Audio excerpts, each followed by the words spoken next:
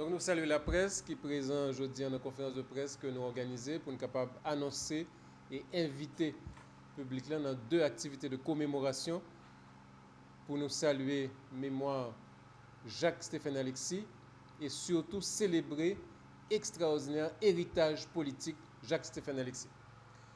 Deux activités ça a fait le mercredi 20 avril de 10h à 3h de l'après-midi dans l'auditorium faculté sciences humaines, impasse le hasard Avenue Christophe. Et deuxième activité a fait dans le jardin Radio Kiskeya, samedi 23 de 10h à 3h. Et ensemble d'organisations qui prennent l'initiative ça, donc c'est des partis politiques, tant que Racine Camp Peuple, tant que ASSO, Alternative Socialiste, tant que AKO, et qui est associé tout avec tout un ensemble d'organisations d'étudiants et des organisations syndicales, qui c'est CRI Castro, Cercle Jacques-Stéphane Alexis, Cercle Grégory, Uno et Chandelle. Et nous décidons de célébrer le 100e anniversaire de naissance Jacques-Stéphane Alexis, parce que nous pensons que l'héritage politique Jacques-Stéphane Alexis est extrêmement précieux, aujourd'hui, par rapport à tâches urgentes et nécessaires que nous devons faire dans le pays d'Haïti pour nous transformer le champ politique. Nous ne sommes pas capables d'admettre que la politique réduit à une activité de gangster. Nous ne sommes pas capables d'admettre que la politique réduit à une activité de monde qui a cherché des avantages personnels pour enrichissement personnel. Nous ne sommes pas capables d'admettre que la politique réduit à des luttes entre des gens qui ont regardé qui est capable d'appliquer plus bien les ordres qui viennent de Washington ou les ordres qui viennent de la BINU. Donc, dans ce sens-là, il est extrêmement important que nous redéfinissions le champ politique. Là. Nous changeons qui Jean fait politique. Et héritage Jacques-Stéphane Alexis, c'est un merveilleux héritage, côté que c'est un monde que François Duvalier a assassiné à 39 ans, mais qui, dans un petit bout de l'année que les vivio, il réussit à faire des bagages extraordinaires sous différentes dimensions et en particulier au niveau politique. Jacques-Stéphane Alexis, c'était un intellectuel de haut niveau qui était quoi en pile dans études, qui fait en pile temps à étudier, à lire, à réfléchir et qui produit des textes, des essais, des propositions, des analyses qui montraient qu'il avait une connaissance très fine de tout un ensemble de champs de réflexion, notamment la philosophie. Mais en même temps, intellectuel, ça, c'est un intellectuel qui était pied plongé dans la pratique, plongé dans les luttes quotidiennes des masses. Et ça, justement, c'est le rêve de tout militant politique de gauche pour transformer Tato en un intellectuel organique. Ça veut dire un intellectuel qui en même temps a participé à des débats théoriques avancés, mais qui en même temps a participé à la lutte pour transformation sociétaire. Okay? Tout le monde qui lit Jacques-Stéphane Alexis est capable de voir, par exemple, qui genre que production romanesque Jacques-Stéphane Alexis sont des bagages qui sont enracinés dans la culture haïtienne. Parce que très souvent, il y a une accusation que force conservatrice réactionnaire a fait au marxisme, c'est de dire ah son idéologie importée. Jacques-Stéphane Alexis sont marxistes haïtiens, un marxiste haïtien natif natal. Le lap campé bois d'homme, le lap campé pratique de lutte et de résistance paysan haïtien face à la pénétration des multinationales pour couper tout pied bois et produire et vendre cryptostégia sur le marché international là, il fait avec discours, avec valeur, avec rêve, avec imaginaire paysan haïtien que tu vraiment connais, que tu plongé là-dedans. Donc, un intellectuel organique, un intellectuel qui justement dédié ville à la lutte politique, à la lutte pour la transformation sociale. Jacques-Stéphane Alexis, très jeune étudiant, rentré faculté de médecine, il a créé une association d'étudiants qui est l'ADEM, Association des étudiants de médecine. En quelques mois, activité ADEM pour transformer la condition étudiante des étudiants de la faculté de médecine. C'est pour la première fois qu'ils ont réussi à camper pour exiger des laboratoires. C'est la première fois que vous allez exiger un enseignement de qualité. C'est la première fois que vous allez gagner une cafétéria.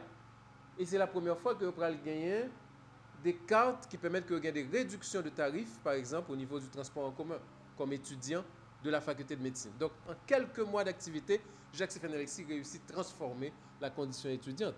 Et pendant toute ville, c'est ça que le PRAL fait. Il PRAL, par exemple, fonder des syndicats de tanneurs, des syndicats de monde qui travaillent pour bête. il formait des militants syndicalistes dans différents niveaux. Et finalement, il est inscrit tout comme membre du Parti communiste haïtien de Jacques Roumain.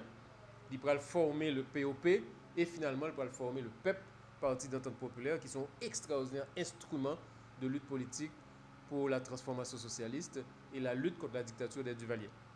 Donc, nous pensons que l'héritage politique, ça, c'est un héritage extrêmement riche et que nous invitons tout le monde à découvrir, redécouvrir, pas seulement redécouvrir comme exercice de mémoire, qui est important, mais redécouvrir pour nous voir comment nous sommes capables d'actualiser l'héritage ça. Comment lutte Jacques-Stéphane Alexis, création Jacques-Stéphane Alexis, imaginaire Jacques-Stéphane Alexis, capable de permettre nous justement améliorer la pratique politique que nous avons aujourd'hui, construire des organisations politiques qui sont à la hauteur de rêves et de valeurs que Jacques-Stéphane Alexis a défendu. Et nous pensons que aujourd'hui, actualisation ça, sont réparation que nous devons à Haïti. Ça veut dire politiciens que aujourd'hui en a qui a plongé nous dans un cercle ridicule et qui de plus en plus n'a pas vilipayant, c'est pas ça qui est haïtien. Haïtien, c'est plus Jacques-Stéphane Alexis et c'est héritage ça qui permet de nous avancer vers l'autre pays, vers une transition de rupture et vers une refondation nationale. Donc dans ce sens-là, nous invitons nous venir partager, discuter, débattre autour des œuvres de Jacques-Stéphane Alexis, mais surtout autour de son héritage politique, autour de l'innovation sur le plan des organisations sociales et politiques, et réfléchir sur la contribution que lui fait, par exemple, sur la connexion que lui-même a réussi à faire entre organisation de masse et organisation politique, sous contribution comme militant internationaliste, parce que Jacques-Stéphane Alexis, pas seulement défend le peuple haïtien, mais il défend tout le peuple dans différents espaces géographiques. Non seulement il a participé dans le fameux congrès de 56 des écrivains noirs et des artistes noirs, côté justement le fameux texte qui est pour l'égomène au réalisme merveilleux des Haïtiens, côté que justement il produit une réflexion théorique qui participait dans le renouvellement artistique qui a fait au niveau des intellectuels, notamment de l'Amérique latine et de l'Afrique. Donc il va une contribution extraordinaire à la réflexion théorique et à la réflexion artistique et à la réflexion politique au niveau mondial. Le Jacques-Stéphane Alexis arrivé pour participer à la conférence des partis politiques et il est arrivé en Chine, il a parlé avec Mao Tse-tung. Mao Tse-tung était déjà lu Compère Général Soleil qui était traduit en chinois. Il va discuter avec Mao Tse-tung de Compère Général Soleil.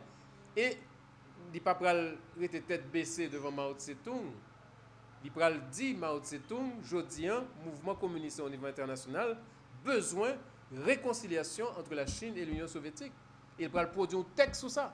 Donc, nous avons une extraordinaire dimension que nous gagnons là avec Jacques-Stéphane Alexis comme militant marxiste haïtien, comme militant communiste haïtien. Et nous croyons que redécouvrir, découvrir, lire Jacques-Stéphane Alexis, discuter textes politiques liés notamment comme le marxisme comme seul guide de la révolution haïtienne ou bien le manifeste du Parti d'entente populaire, c'est un devoir aujourd'hui, en particulier pour tout militant de gauche, mais pour tout le monde, tout haïtien, tout patriote qui voulait participer dans une dynamique réelle de transformation sociale, qui est à la fois une transformation sociale pour changer radicalement les conditions de vie des masses haïtiennes, mais pour participer tout à une lutte plus globale contre la domination du capitalisme dans le monde.